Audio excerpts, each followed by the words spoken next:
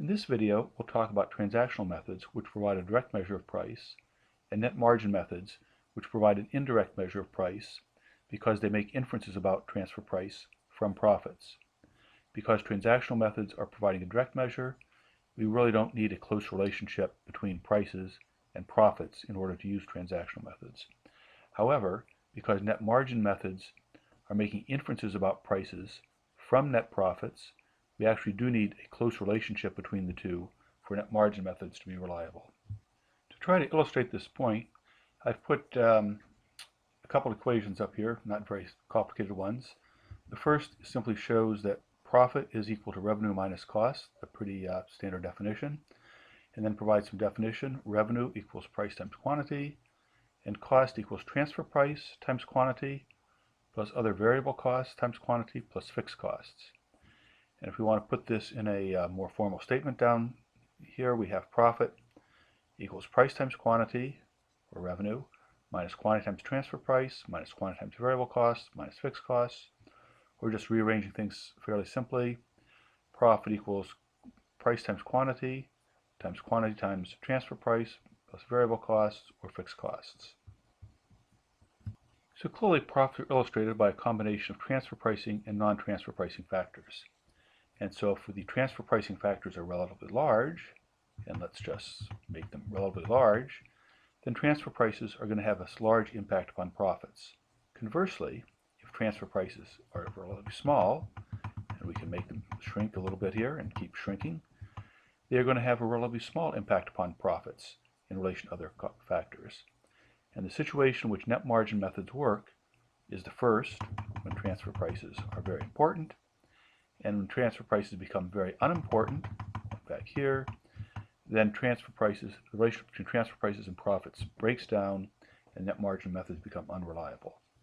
To illustrate this further, let's go to our spreadsheet, and we're going to go to a place called Selection of Methods 2, so we're going to go to that tab.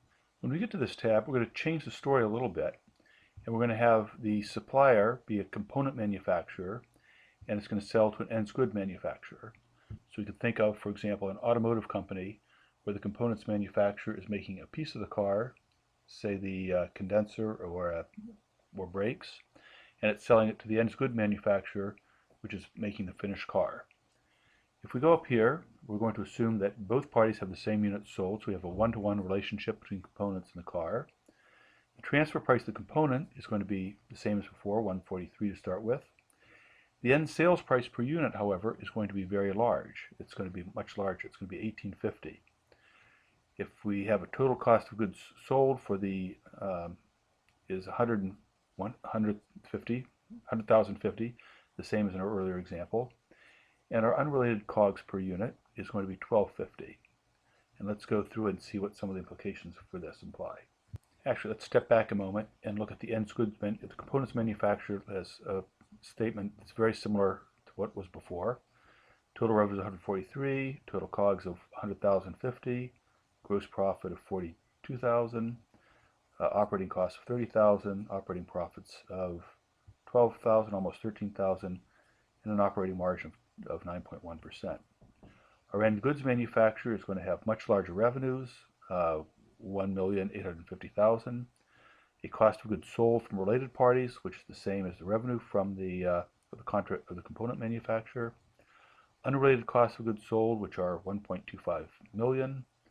A gross profit of 25%, or 457,000. Operating expenses of 330,000. Operating profits 124,000, and an operating margin of 6.7%. And over here we see the pie chart which shows this. The component manufacturer has a much smaller slice of the pie or profits than the end goods manufacturer, but when you think about it, that makes sense because the components manufacturer is only doing perhaps 10% of the total cost of goods sold for this. Let's now see what happens if something goes wrong and we try to fix it by changing the transfer price. Well, let's say, for example, that the unrelated COGS goes up. We've had for some reason, we've had a reduction in sales or something like that, and the COGS goes up. And so maybe the unrelated COGS goes up to 145,000 or 1,450. we now have a sharp increase in the total costs of the end goods manufacturer and is now incurring losses. And part of the question is this something we can fix through the transfer price?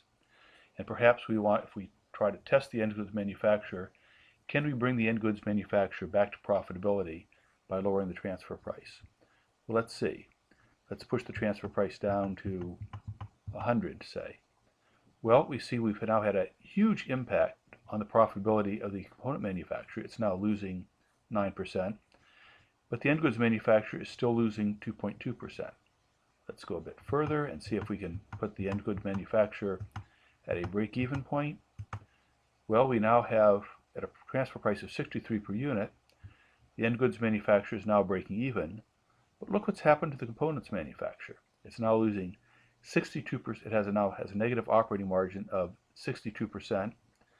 Moreover, it has a huge negative share of the total pie, and its gross profit is tremendously negative. So even at the gross profit level, it's losing money. And then we have to ask ourselves the question, does this make any sense? And the answer is probably not. We have the component manufacturers supplying 10% of the cost of goods sold for our initial starting point, a little bit more than that. And it simply is not in a position to guarantee the end goods manufacturer profit. We basically have a situation where the tail is wagging the dog. And so if we have this situation where transfer prices have only a small impact upon profit, we can't test the party for which this is true. So the end goods manufacturer is simply not an appropriate tested party. We have to turn to something else. So what are our options? Well, the first option is to look for other methods that are not net margin methods, and in particular to look for transactional methods.